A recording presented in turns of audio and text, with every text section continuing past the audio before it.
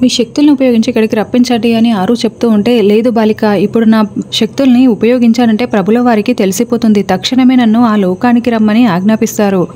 కాబట్టి అప్పుడు కాపాడడం కూడా కుదరదు బాలిక అని గుప్తా గారు అంటారు.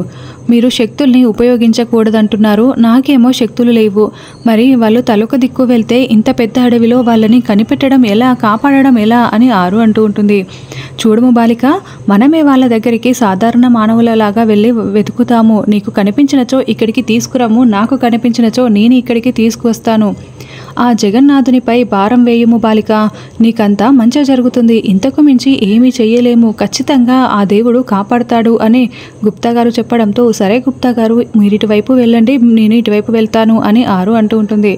ఆరు అయితే బాగి బాగి అని పిలుస్తూ అడవి మొత్తం వెతుకుతూ ఉంటే, బాగి పిల్లలు అంటూ అమర్ కూడా అలాగే ఆగుకుంటా పరుగులు పెడుతూ ఉంటుంది. ఏమయ్యా, నన్ను చంపడానికి అడవిలోకి తీసుకొచ్చావా? కాళ్ళు లాగేస్తున్నాయి, పరిగెత్తలేకపోతున్నాను, దాహంతో నోరు ఎండిపోతుంది.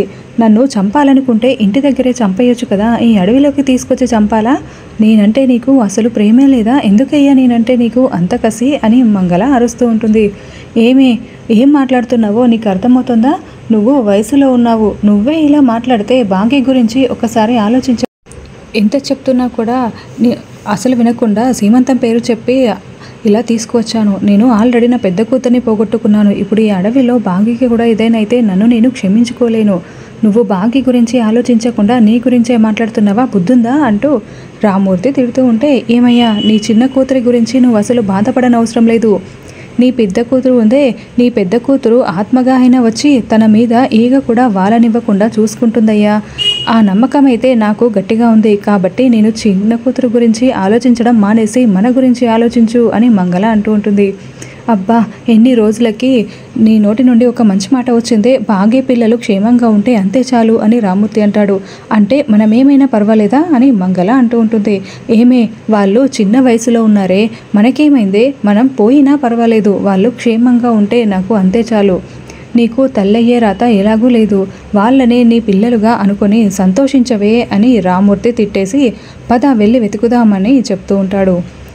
బాగి అని అమర్ చాలా టెన్షన్ పడుతూ పరుగులు పెడుతూ బాగి కోసం వెతుకుతూ ఉంటాడు.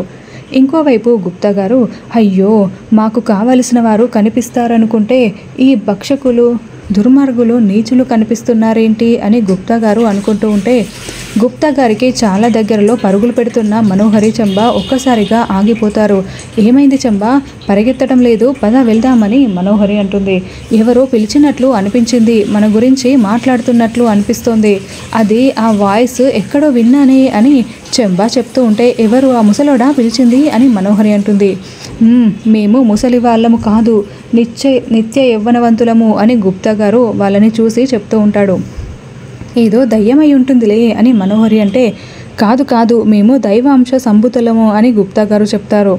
మళ్ళీ వినపడింది మనోహరి, ఏదో గొంతు వినిపిస్తోంది అని చంబా అంటే, అబ్బా, నువ్వు నోరు మూస్తావా, ముందు ఏదో ఒక విధంగా మన కారు దగ్గరికి వెళ్దాం, అటు తప్పించుకోవచ్చు అని మనోహరి అంటుంది. తనంటే దుష్టమాత్రికురాలు కాబట్టి నా గొంతు కాస్తైనా వినపడుతోంది, నువ్వు దుర్మార్గురాలివి, పరమ పాపిష్టదానివి, నీకు మేము వినపడము కనపడము కూడాను అని గుప్తా గారు అనుకుంటూ ఉంటారు. ఇక